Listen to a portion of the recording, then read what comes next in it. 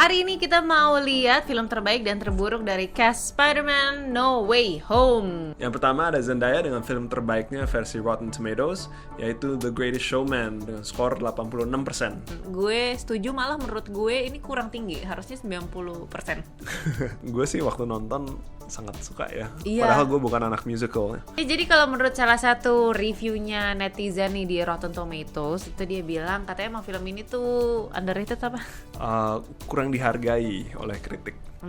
Dan emang film ini tuh menurut dia nggak tipe-tipe film yang masuk di award gitu sih.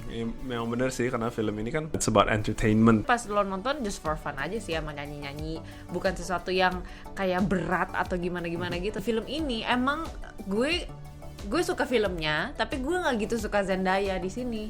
Really? Iya, jahat ya gue. I thought she was okay. Sorry Zen.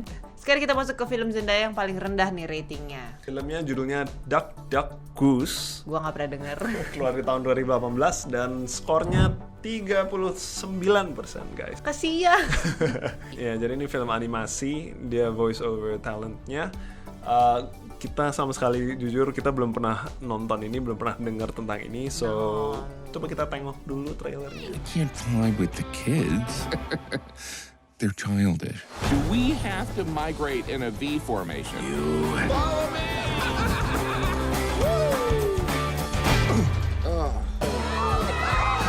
I don't wanna die.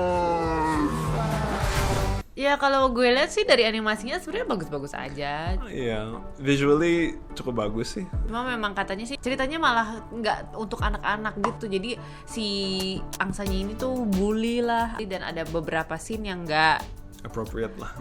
ya nggak untuk anak kecil gitu. Jadi film ini sebenarnya memang rilisnya utamanya sebenarnya untuk pasar China. Tadinya mau keluar di bioskop US, tapi distributornya nggak berani, sih nggak jadi. Nggak pede ya. Nggak pede ya. Nerds, balik lagi di Nerd Liquids With Nat and Kev yang ngebahas segala sesuatu tentang film dan juga series. Jadi kan emang minggu ini tuh banyak berita tentang Spider-Man yang udah officially dikasih subtitle ya. ya, yaitu No Way Home. Setelah sebelumnya kita di prank kan, jadi mereka bertiga nih cast utamanya si Jacob Batalon, Tom Holland sama si Zendaya itu ngepost namanya beda-beda. Ada Homewrecker, Phone Home, sama Home Slice ya. Akhirnya keluar judul resminya yaitu No Way Home. Nah makanya kita pengen ngulik nih si tiga orang ini. Emang sebenarnya kalau tanpa Spider-Man gitu ya, tanpa franchise Spider-Man yang paling baru tuh mereka bakalan terkenal nggak sih? Dan semua itu akan terjawab di akhir nanti setelah kita ngeliat film-film dengan review terbaik dan terburuk mereka. Nah, kita nggak ngitung film-film Spider-Man atau film MCU lainnya, karena ya itu mereka ratingnya udah pasti tinggi banget nih, dan itu yang membuat mereka terkenal nih sekarang gitu. Jadi kita lihat yang di luar itu aja. Nah, kalau tadi kita udah lihat film terbaik dan terburuknya Zendaya, sekarang kita mau lihat Jacob Batalon. Jadi kalau film terbaiknya Jacob Batalon itu judulnya The True Don Quixote. Kalau berdasarkan Rotten Tomatoes audience score, dia dapat 91% guys. Tapi yang nge-review cuma 7 orang. serius. Woi, kalau gue main film 7 orang juga itu emak gue, bapak, ya kan kakak itu udah setengah yang nge-review. Berhubung kita belum pernah nonton, kita coba tengok Coba dulu trailernya. Kita lihat. To your knees, vile creature! Did you or did you not see a hideous beast? I just saw the oil machine. Come along, Sancho. My name is Kevin. Itu film apa lagi? Gue fix banget sih kayaknya 7 orang itu yang nge-review adalah keluarga besar. Tapi gue tetap aja sih walaupun skornya 91%, gue kayaknya nggak mau nonton. Kalau baca review orang-orang sih katanya film ini lumayan karakternya lovable dan ceritanya juga bagus. Sekali lagi Kev, tapi lo lihat dari review keluarganya. Tapi lumayan konsisten loh, 7 orang itu semuanya niat. Sekali lagi reviewnya. keluarganya. Kalau itu dari skor Jacob Batalon yang paling tinggi, sekarang kita lihat yang paling rendahnya. Judulnya adalah Bloodfest. Ini di tahun 2018 dan kalau dari Rotten Tomatoes audience score cuma 44%. Yes. Sebenarnya masih oke sih segitu ya nggak sih? Ya masih enggak ya? Kepala 4 sih menurut gue udah Udah enggak ya? gitu. Ya udah coba kita lihat deh. This is gonna be the best night of my life.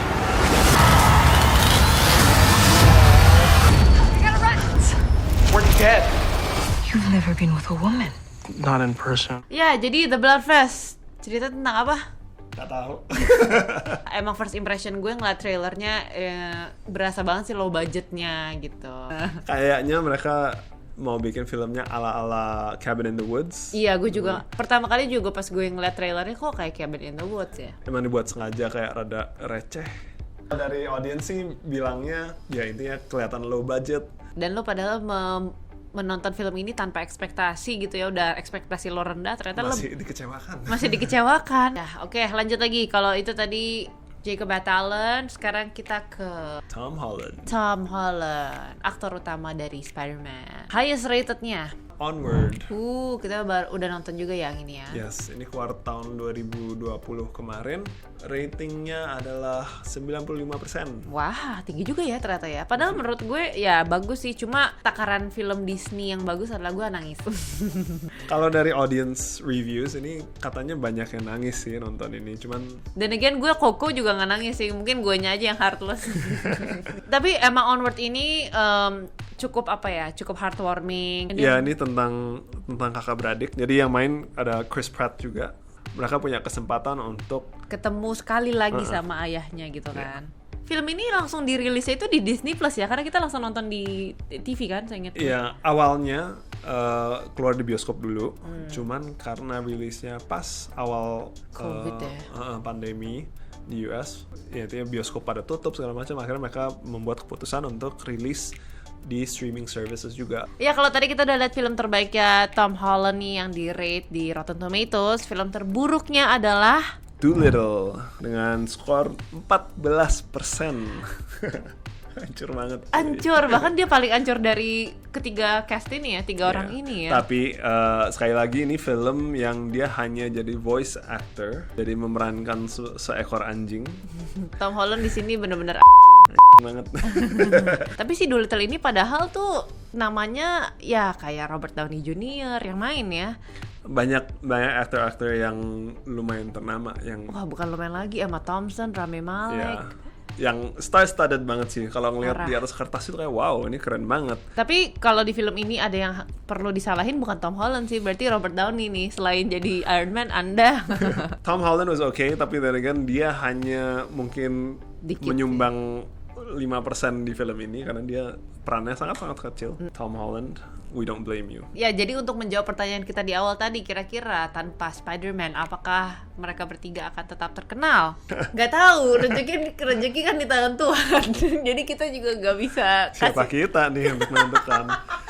Jadi intinya apa dong? Sebenarnya ini cuma buat seru-seruan aja sih. Kita tuh pengen lihat emang selain Spider-Man, karena emang mereka bertiga itu menurut gue di film Spider-Man ini kan karakternya mereka oke banget kan. I feel like Tom Holland pasti akan sukses di luar Spider-Man karena dia emang film-film lainnya yang di luar yang jelek tadi itu cukup bagus. Kalau si Zendaya mungkin ya, gue gak tahu kan dia lumayan base-nya dari apa sih Nickelodeon sama sempat di Disney juga ya kalau nggak salah. Nggak tahu ya, gue tuh kurang attach gitu sama Zendaya. Maksudnya gue kalau nontonin interviewnya gue suka personality-nya, tapi entah kenapa gue nggak nyantol kalau dia acting gitu. Kalau Jacob Batalon I'm not sure. Karena nggak ada Spider-Man. Jacob Batalon kayaknya anaknya baik. Cerdas anaknya. Kayaknya sih dia murah hati dan suka menolong nenek nyebrang jalan. He's okay. Cuman ya gue nggak tahu. Kayaknya ya emang saat ini sih masih hanya Spider-Man aja yang jadi tumpuannya. Dan kalau kita lihat si No Way Home ini juga kayaknya jadi salah satu Spider-Man yang bakalan keren banget. Bahkan udah di-confirm ada dari universe lainnya, ada si Jamie Foxx. Ada Jamie Foxx sama si Alfred Molina yang akan jadi Doc Ock sama Electro. Tapi sampai sekarang sih katanya belum confirm ya tentang si Andrew Garfield sama Tobey Maguire, itu baru rumor. Ya, in any case sih Desember 2021 akan keluar filmnya. Loh, tahun ini? Gue kira masih tahun depan. Tahun ini. Oke. Gue udah deg-degan banget sih, penasaran banget. Kalau menurut nerds, film terbaiknya mereka ini apa? Kalau udah nonton? Yes, coba kasih tahu di komen. Kalau gitu Nerdly What's Out. Bye-bye. Hey nerds, thanks for watching. Jangan lupa untuk like, comment, dan subscribe di channelnya Muse Media ID untuk selalu dapetin update terbaru dari Nerdly What's, featuring me And my sexy wife, she wrote the script.